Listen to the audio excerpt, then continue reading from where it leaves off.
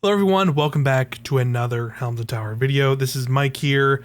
Final Shape has been taking over my life for the past few weeks, as I'm sure a lot of you have. Also focused on the Destiny grind and all that fun stuff. But now that we're kind of, a few weeks in, we're in Echoes, things are slowing down a little bit, so I thought it'd finally be time to maybe catch up and get ready for some other things coming up. And one of the first things I wanted to jump into was the new Echoes update for Wayfinder. I made a video about like a couple weeks ago but when they first originally announced the plans for the Echoes update. Definitely had some mixed feelings going into that, but now I've actually played it and I've put probably, I would say 20 to 25 hours as of this video. So definitely still more to do and see. Like I have not even really seen the major Frost March expansion yet, but have been playing the game with its kind of new iteration. I don't want to go over every single detail that's been happening because I've done that in multiple videos now at this point for Wayfinder. But the main thing to know is, it's a no longer free to play game. It is more like loot based. It's not really like crafting like it used to kind of be more like Warframe, where you were collecting and grinding for crafting materials to create characters or weapons. Now the weapons and even the characters are just like more or less random drops.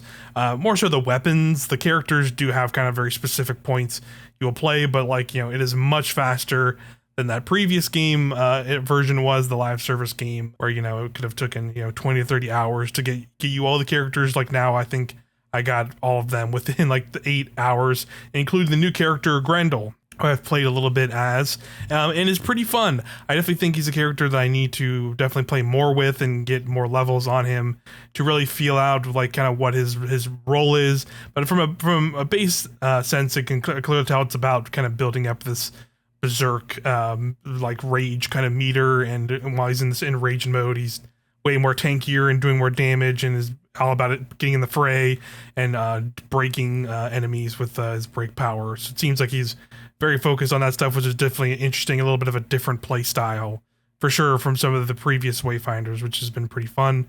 But I've been generally sticking so far with the characters I played the most, even in the base game, which was Wingrave and Venomous. And yeah, definitely can feel a little bit of more polish on the combat itself, but also just like the game as a whole. I definitely think that's like the biggest takeaway for me in this Echoes update, is that the game just feels way more polished than it did in that previous version. And granted, obviously it's going to come from, they had time to develop it. They maybe had to worry less about, having so many things like be online and server based and all these other aspects that they also probably had to manage while implementing these kinds of changes to the game. So it definitely feels way more polished across the board. I played it on PlayStation a lot previously, so maybe that also had a little bit something to do with it. I don't know. I thought it ran and did pretty fine on PlayStation 5, all things considered. But now I'm playing on my PC, and I don't even have like the highest end PC by any means. Like I'm not playing on max settings or anything like that on the PC version, but I have everything on high, and it's pretty consistent with the frame rate. There's some like hitches here and there where sometimes it'll kind of lock up when it seems like it's like kind of I'm interacting with some things and seeing new things for some of the first time. It seems like the game kind of has to try and catch up with that stuff, and once it does, I've been running pretty smoothly. Like even in some of the open world areas that I have been around, like the Highlands and stuff, and in some of the bigger boss fights that I've done, it's running pretty well so far. Yeah, I'm very impressed with what they've done here with this game. It just feels, it definitely feels a lot snappier. The polish is very noticeable. There's now character dialogue in between.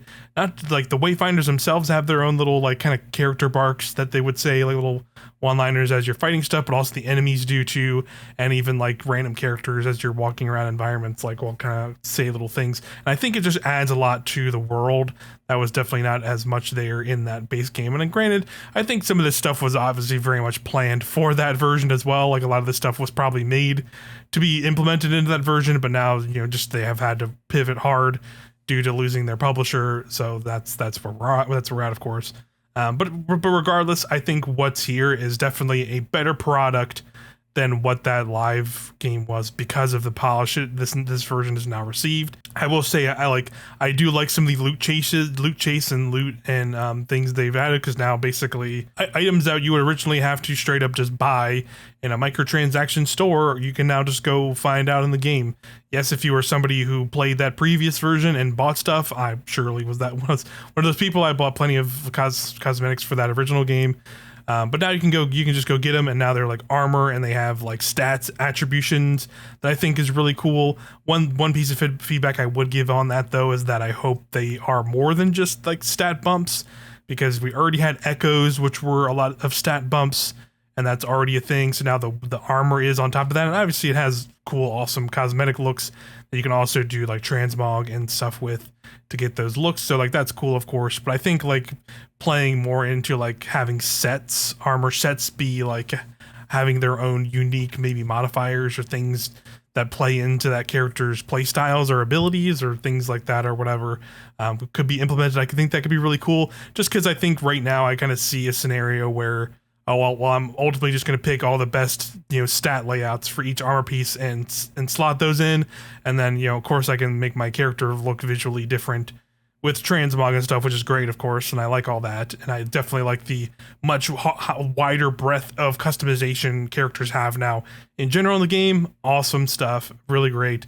But I do hope there is maybe some extra incentive to maybe being like, hey, this set has its own unique perk to it if you wear all these pieces, and that'll give you some kind of other bonus to play around with in a build or something like that. I think that could be something that could be pretty cool in that vein. The other big thing, obviously, weapons themselves are now just random drops. You'll just be playing through activities, and weapons will now just drop out of chests or from enemies. It seems like they do have like specific places they can drop from, but it is like kind of randomized. Like they'll have different echo slots and different things like that on there. Again, it adds definitely an extra layer of like running activities over and over again, have like a more interesting loot chase rather than just kind of checking a box to getting one little piece of crafting material and whatnot. It's definitely a little bit more interesting in that respect, and it's cool to see this stuff for sure. I will say again, also like a somewhat similar-ish feedback that I would hope to maybe see implemented in some way in the future would be maybe like a way to level up the weapons basically like, I'm Destiny pilled, Destiny brained here on Helm Tower is what it is, but some way to like maybe like have weapon infusion, like how Destiny does it, where you're gonna get a weapon. You might get a weapon you really like early into the game, like I did, where I got Radiant Dawn, the sword and shield I'm using on Wingrave. I already liked that in the previous game, and now I'm using it here and like it a lot. But I can only get that up to a certain level at a certain point because of how the game's scaling and leveling currently works. The only way I could get another one is if I have to go back to town and spend a bunch of the gold I want on this particular thing to get one that's my level. I would hope maybe there'd just be a way to be like, well, I'm getting tons of weapons and I'm not really using them anyway, because I would prefer to use this one I like on Wingrave, or like swords and shields specifically on Wingrave. So a way to like just, I'm never going to use this gun for Wingrave, or even use this gun, I'm never going to use like Ransom or whatever on one of my characters. So if I get a higher level one of those, let me just infuse it into a weapon I already have to just have that weapon be a higher level, so I can keep using it and playing that playstyle in the way I prefer. Ultimately, I know that's like not like going to be a thing that's going to be a forever thing. I think, well, I will hit keep playing and probably hit a level cap, and then everything will be capped there. So then I can just kind of get the weapons I get. So I know it's like not like it wouldn't be like a huge deal, but I think it wouldn't hurt to have something like that in the game either, because then that kind of alleviates the idea of like having to spend so much gold early on, or be kind of like not being able to use a weapon you would like to use or whatever. I guess rather that, and feel like kind of like you're being punished almost a little bit because, hey, I want to keep using this sword and shield because I like this one, but now I need to keep progressing and kind of getting to a higher power level, and this weapon will only take me so far with that. So it's just just an idea there I think could be cool. But by and large, yeah, I think this was a pretty positive change. I definitely think there will still always be a part of me that will be a little bit bummed to not to see this game in that live service state that would have been able to see like, hey, would have been cool to get up like this one to that game and seeing a bunch of people running around in their mounts and Skylands or Highlight or the new Frostmarch area, which again I haven't even gotten to that yet, and I'm looking forward to getting in there and seeing what it's all about for sure. But even so, like I've largely played what I already kind of played in that original version, and I think this is a better version of that. Like it just kind of is. Although I think it's still missing some things for sure. Like I do miss some of the multiplayer aspects and able to hop in freely with players. The idea that there won't be any kind of potential cross play or cross save for this game is a little bit disappointing, because I predominantly enjoy playing this game on my PlayStation, and I'm probably gonna end up getting past, now this is the new version of the game. We're having a new reset. Now I'm going to make a bunch of progress here on my PC Steam Deck version of the game, and then eventually this PlayStation version is going to be re-released, and I'll probably am going to jump back into that because that's where I originally played and spent a lot of money. So that's like specific scenario, unfortunately, that I'm in. But I think outside of all of that, I can kind of look past some of that, because I think Airship has done such a great job really improving this game. And I'm really hopeful that people can give this game a second chance, like I did, and see that they've put a lot of work into it to make it a really fun experience. It still has a lot of the core elements that were in that base version that I think were the best parts of it, while also improving a lot of the things around that.